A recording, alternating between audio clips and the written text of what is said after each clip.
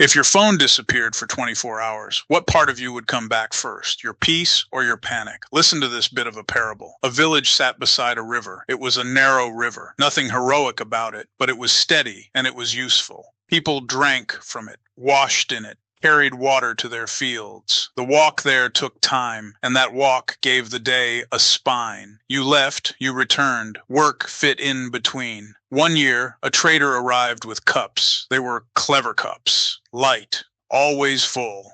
You didn't have to walk to the river anymore. The trader asked nothing for them, only that people keep the cups close and sip often so they would work properly. At first, nothing changed. People laughed about how convenient it was. They could sip while talking, sip while working, sip while walking to somewhere else. No more trips to the river, no more wasted time. Same water, same village, same life. Except the paths to the river started to thin. Fewer people walked them. Children stopped learning the way by heart. Farmers still worked, but instead of carrying buckets once or twice a day, they carried their cups everywhere, stopping for small sips constantly, finishing later, feeling oddly tired for reasons they couldn't name. The cups were never empty, but they were never enough. A carpenter noticed his hands didn't remember a full morning's work anymore. He'd start a table, then stop, adjust a leg, then stop, check the cup, sip, think about the next cut, sip again.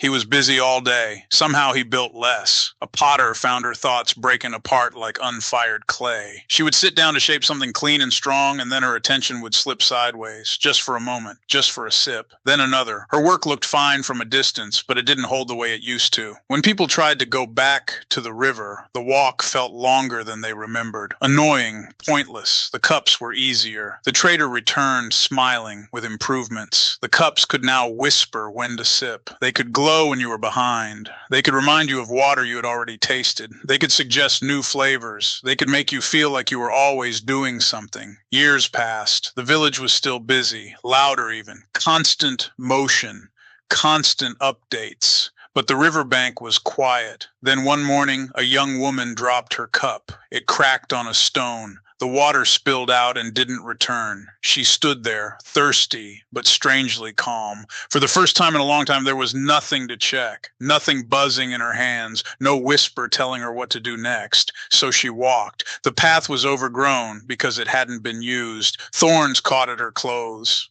The walk took longer than it should have, and yet with each step, something settled. Her mind stopped jumping. Time slowed down. She noticed the sound of her own breath. She noticed what she had been avoiding, silence. When she reached the river, she drank deeply. It took effort. It took time. It satisfied. And then she carried water back in her hands. Not much. Enough. People watched her. A few followed. Most didn't. The cups still worked. Nothing dramatic happened. The village didn't burn. The trader didn't disappear. The cups didn't turn into monsters. That's not how it goes. The change was quieter. The people who walked to the river began to build differently. They finished things. They spoke less and meant more. They didn't seem constantly caught up, but their lives moved forward. Their days had edges again. They could stay with a hard problem long enough for it to open. They could sit with boredom without panicking. They could make decisions without needing 1,000 little sips first. And here's the point, because it's the point for us. Your phone is a cup, a brilliant one. Useful, sometimes necessary, but it's designed to keep you sipping. Small hits, small relief, small distraction, until you forget the path to the river. The river is deep focus. The river is uninterrupted time. The river is the part of you that can do hard things, learn rare skills, make real choices, and build a life that actually belongs to you. And the moral is simple. What costs nothing to access often costs you the ability to stay. Attention, once divided often enough, forgets how to return on its own. The work that shapes a life still requires a walk, time, effort, and the willingness to be unreachable long enough to drink deeply. So today, don't declare war on your phone.